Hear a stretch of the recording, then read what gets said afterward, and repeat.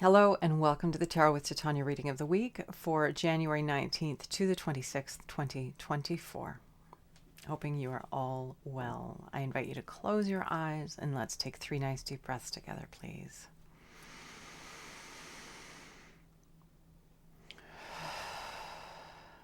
With each deep breath, we are pulling each other into sync, coming into alignment across time and space.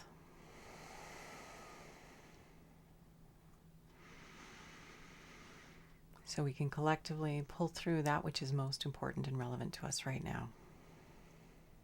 Creator, this is your daughter Titania, and I'm here to do the reading of the week for January 19th to the 26th, 2024. My intention is to be a clear channel for the information we most need to receive right now, and to provide this in a manner that we will easily and effortlessly hear, understand, and integrate for our personal and collective highest and greatest good. I call upon my higher self and the higher selves of all those listening now and in the future, as well as an overlighting angel of communication, to be present and facilitate this exchange, ensuring that it happens in the highest and the best way possible, and that we cover all that is in our personal and collective heart and mind at this time to our satisfaction in the window that we have together here today. I'd like to invite the 4 archangels to come and hold the 4 directions around us, creating a sacred container of clarity, of wisdom, of healing, of transformation, of peace, of upliftment, of all the good that is in our heart may be held here now, across time and space. All who listen now and in the future are welcome and held here in beautiful ways. Anything that doesn't match our intentions and frequencies of love and light, clarity and wisdom is welcome to go now. Thank you, Raphael, for holding the east, Michael for holding the south, Gabriel for holding the west, and Uriel for holding the north. Thank you for coming and for supporting us in doing our good work. And here we go. Let's get started.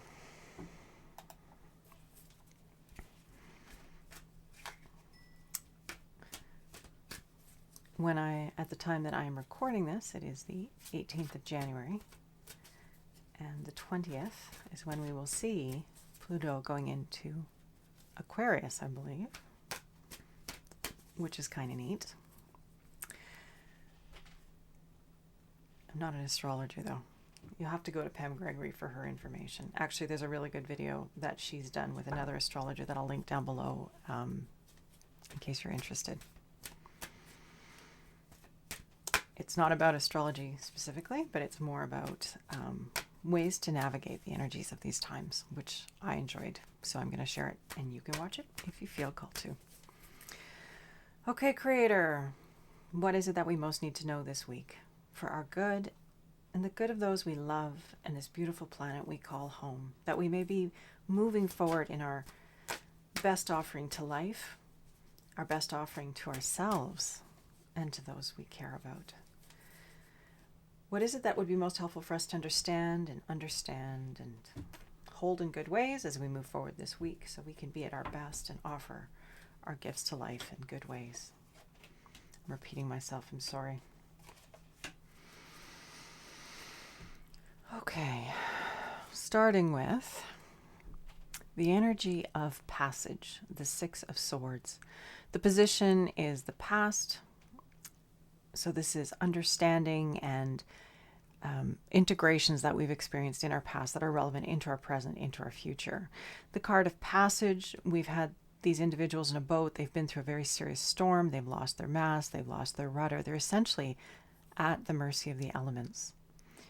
And yet the storm is over. There's still wave action. There's current caused by the storm, but they're being carried by the momentum of that.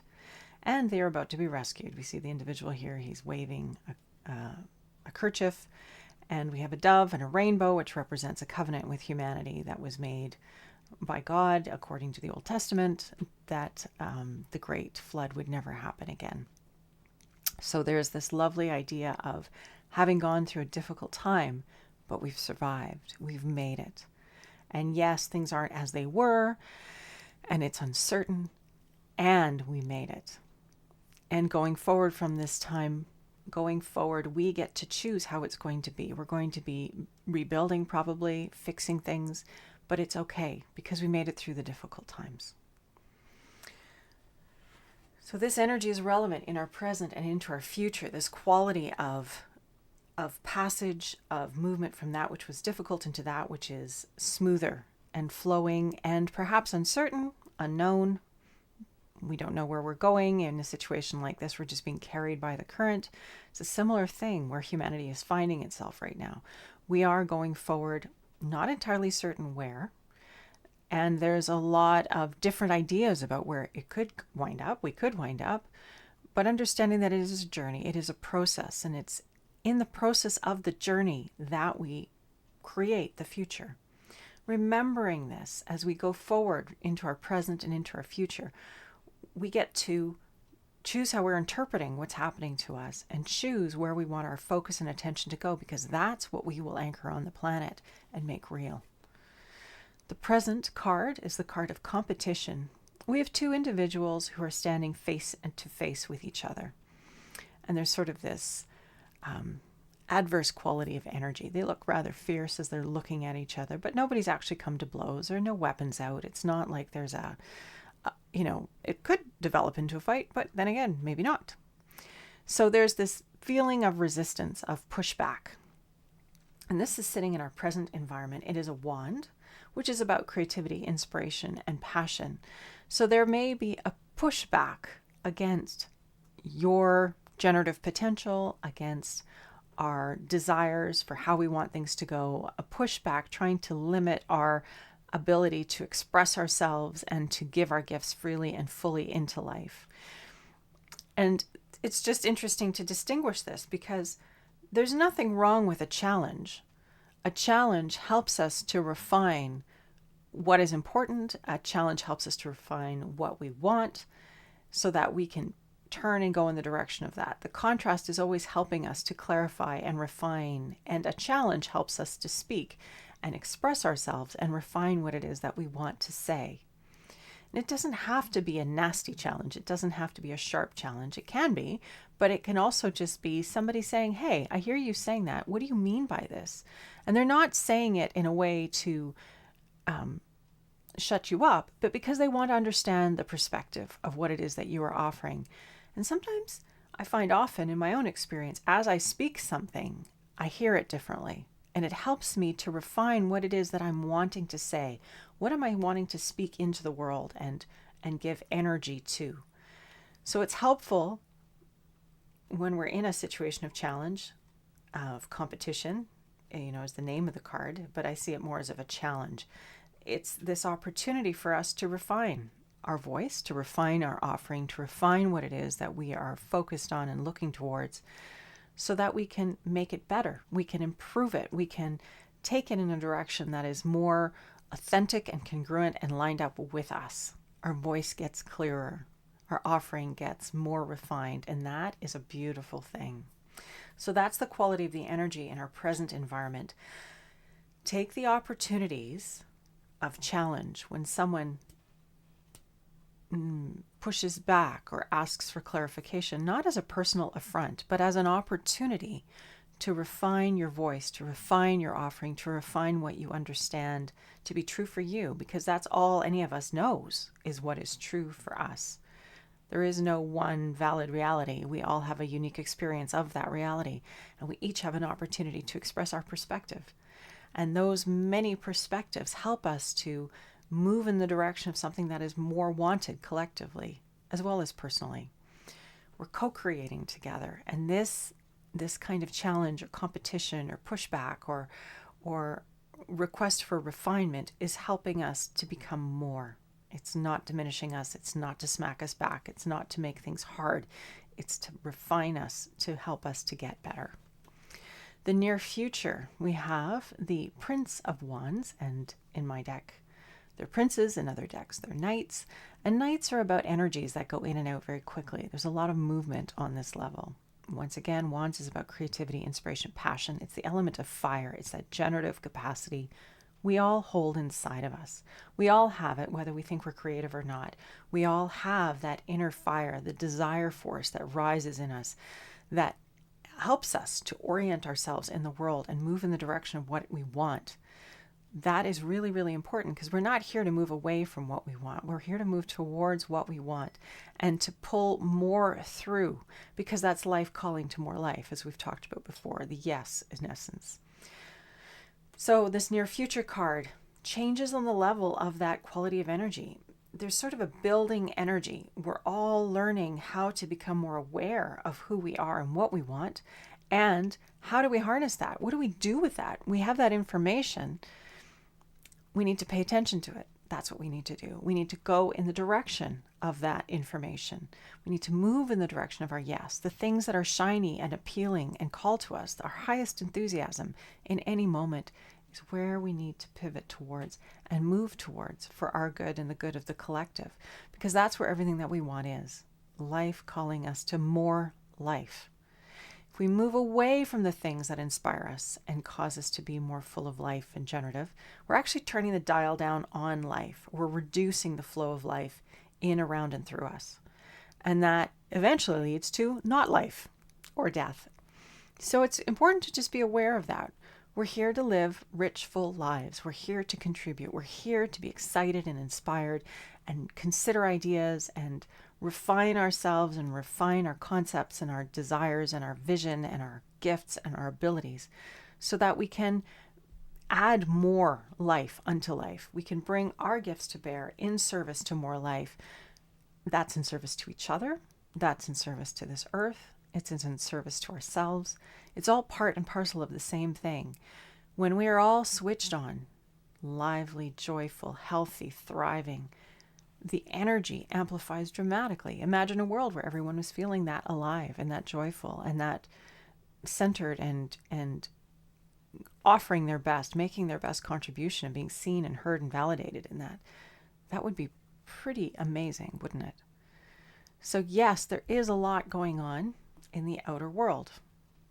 Yes, no doubt about it. The news makes sure that we know about it. And we send love and healing and peace to those who are in difficult situations. That's one thing we can do wherever we are on the planet, is just to send love, to send well-being. There's Lynn McTaggart. I don't know if you're familiar with her, but she's done a lot of work and studies about the power of meditation and intention in areas where there is upset, where there are wars, where there is strife and trauma, and how it's been measured that it reduces that frequency on the planet. So even though we may be feeling that our efforts are futile here on the other side of the planet or wherever we are, we can always send love and peace. We can always anchor peace within us. We can be the energy of peace. And as a result of moving in the direction of more love and light within us, we are adding unto the collective field of love and light on the planet. And so it is of service for us to keep moving in the direction of our yes, even though others on the planet are suffering. We cannot suffer enough to change their experience. We can move in the direction of more joy, more love, more light, and add that to the collective human field so that we tip the balance towards more good on the planet, more well-being, more happiness. We need to learn to nourish that part of the equation rather than continuing to go into fear and into uncertainty and doubt and scarcity and smallness. It's a discipline. We right now, as humanity evolving, are being called to be disciplined, to rise in ways that we haven't necessarily before, and transform who we are and how we're being in every moment so that we're adding to the good rather than feeding that which we don't want, which is what happens with our attention. The foundation card, why we're having the reading, we have the beautiful card of the Empress, one of my favorite cards in the deck. So this is the card of creativity, of inspiration, of multiplication, of fertility. She's often portrayed as pregnant in this gorgeous garden.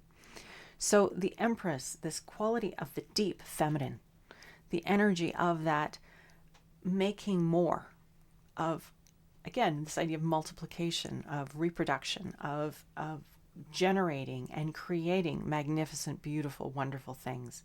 It's why we're having the reading this week. That's the position. Why we're having the reading, the foundation card.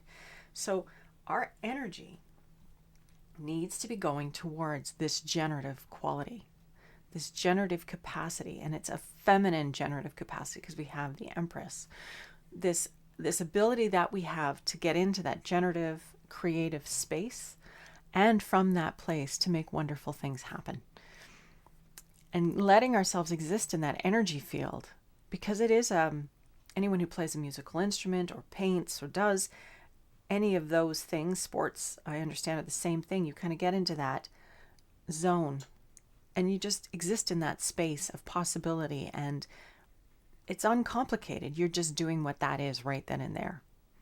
And it's rich and it's beautiful and it's peaceful and it's grounding and it's deeply fulfilling. That's the quality of energy that will serve us best going into this week and looking at the energies of this week. We've gone through a lot and we've survived. And what do we want to create going forward? This beautiful vision of the Garden of Eden, or a new Garden of Eden, a new garden for humanity to exist in, a new garden for the earth, coming back to the earth, taking care of her, loving her, and supporting her, cleaning up the damage that we've done, making things right again, so that we can all coexist and thrive and be happy and shine a little more brightly on this planet by taking care of our home and our mother, taking care of each other, and taking care of ourselves. It all goes together. We can't take good care of ourselves and neglect the planet. It just doesn't work that way because we're all interconnected. So as we become more aware in our own healing journeys about what we need to do to care for ourselves, we realize that we're part of nature, we're part of life, and those other pieces need care as well. And there's so much that can be done through our focus, our intention, our energy, our love, our meditative practices, our capacity to send love and appreciation and gratitude. Before you drink your glass of water, bless it, thank it, and then drink the water with that intention of appreciation. Letting that pass into you, because we are mostly water, and water, as we're learning, takes on frequencies of what's held it and what's the work of Dr. Emoto, speaking words over water, whether that's prayer, labeling a jar of water with, love or hate, and then looking at the structure of the water. There is a woman, Veda Austin, I believe her name is, and she's doing some incredible work with water crystals. All of these things are indicated that our connection to water is much richer and deeper than we ever thought possible before. And if we were to enter into right relationship with the water in the world and in ourselves, that would be hugely transformative as well, bringing consciousness and awareness to that. And so this is kind of all part of this quality of energy this week. It's sort of stepping into more awareness, stepping into more intentionality, understanding that challenges are helping us refine our power, refine our voice, refine our offering, and not taking them personally. I think that's a really important thing, that we learn to step into the witness space, as another teacher calls it, but coming into a space of observant. We observe, we become the observer. We are here and we're present and we're detached. We're not as engaged in the same way or triggered in the same way. We don't let our emotions run us. We notice that we have the feelings and we are kind and gentle with ourselves as we have those feelings, but we understand that we're not the feelings. They're simply part of the experience of us being human. The clouds across the sky, but we are the sky. That kind of energy. And so understanding that by not taking things personally, we are far more resilient and easily adaptable. We can take information that comes our way and use it for our good rather than getting stuck in a story about what we think it makes it mean for us. So it is very generative, it is very creative, and it's pushing us in new ways. And as a result of that, we are able to be and exist and coexist with each other in wonderful ways and co-create in beautiful ways. So this week, we're transitioning, we're moving in new directions. We've had difficulties, and the difficulties have refined us. They've helped us to become more. We may be challenging each other. There may be things coming up that challenge us, that challenge our understanding of ourselves and the world and what it is that we want to express while we're here. And as a result of those challenges, rather than letting them shut us down, leveraging them to clarify what it is that we do want to say, what is important to us, and what is it that we want to share with the world, so that we can be more refined and adept at expressing ourselves. Changes happening on the level of creativity, inspiration, and passion. letting ourselves move in the direction of this and letting it help build momentum in good ways. I mean, the whole human creative generative field is moving in this way. The planet is shifting. All life is shifting into a more, well, the Aquarian idea of us all being co-creative and collaborative and working together to make things, to improve things, to have more fun together, to create magnificently together, to solve the problems that we face together. It's this beautiful energy of a collaborative future, and it's going to create change that is quite rapid. This generative energy that we've got going on here is important because that's where the solutions will come from, is from our going into that generative space. And here, the foundation, why we're having the reading this week, is that generative energy, that intuition, that feeling our way, that connecting with the earth, that feeling the energy and letting it inspire us and move us in good ways so that we can co-create magnificently. We can live in the garden together and take care of it at the same time as we make it better. So that's the energy for this week. This amazing flow towards more generative and creative and immersive sort of possibilities, more beauty, more feminine energy. So look for that this week as you go about the next 7 days. And with that, let's see what the card to grow on is.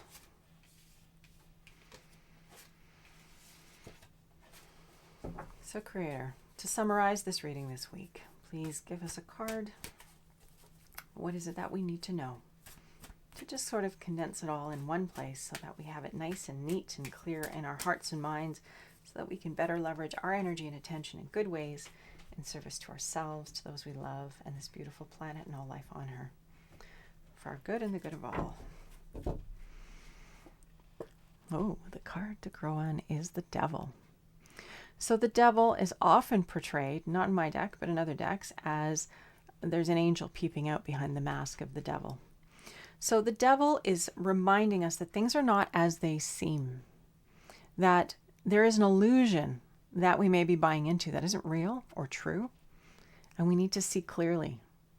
And to do that, we need to come home to ourselves through the breath, back to our beautiful bodies, where we know the truth, and respond to life from that place rather than reacting.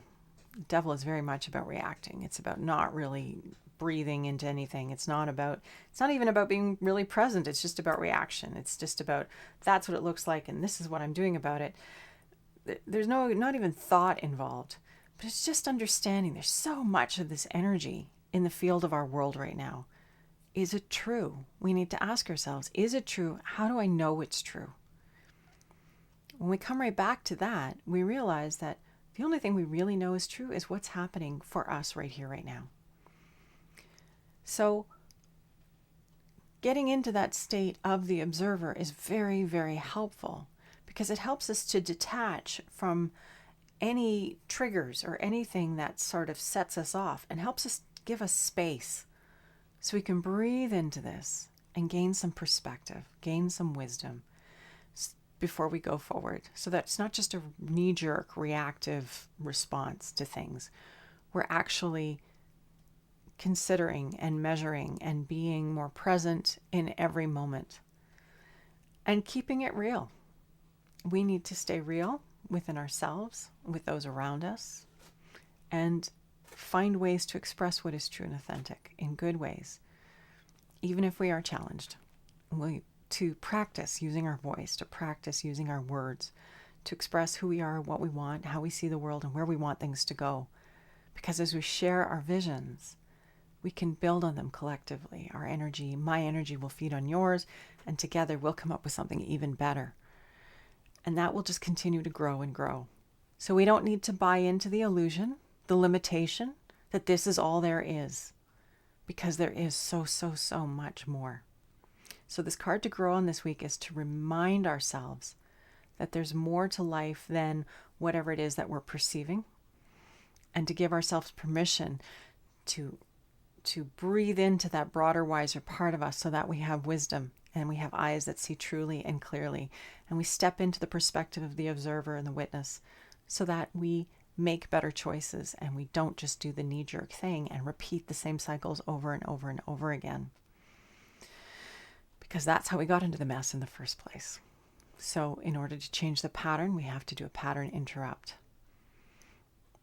And that's what this is inviting us to do, because with that, there is wisdom. With that, there is a different way of responding. With that, there is brightness and light and love that can filter in and guide our actions in good ways.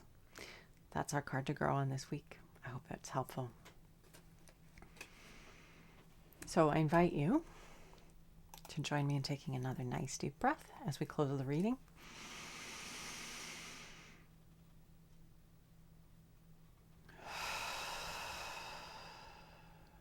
Coming home to that beautiful body that is you in this lifetime, this precious one life. You will never be this you again in quite the same way. Creator, this is your daughter Titania. Thank you for the opportunity to be here again this week doing this work in service to more love and light, well-being and peace on the planet. In this moment, I'd like to send love and light to all those who may be in darkness, all those who may be suffering, all those who may be going through a difficult time. Peace to your heart, love to your heart, that you may be grounded and well and have moments of clarity and touch into the broader, wiser part of you to pull in more love and light wherever you may be for your happiness and well-being and that of all who surround you. Creator, I ask that you be with us, that you continue to open our eyes to the illusions that surround us, so that we may see clearly, speak truly, and cut through the noise and the confusion with wisdom and discernment, that we may bring love and light to the darkness wherever it is, and transform this human experience into something magnificent and truly fulfilling and joyful and a positive. I'd like to thank all those who helped to hold the space today for this reading. I'm grateful for the insights, to all my guardians and guides who helped to hold the space of my life and infuse it with more love and light in service to life itself. And I want to thank each and every one of you for being here this week once again. Our continued growth and decision making and moving towards more love and light deliberately is making a difference. So never doubt yourself. Just keep going. I'll look forward to seeing you again next week. Take good care. Much love and light. Bye for now.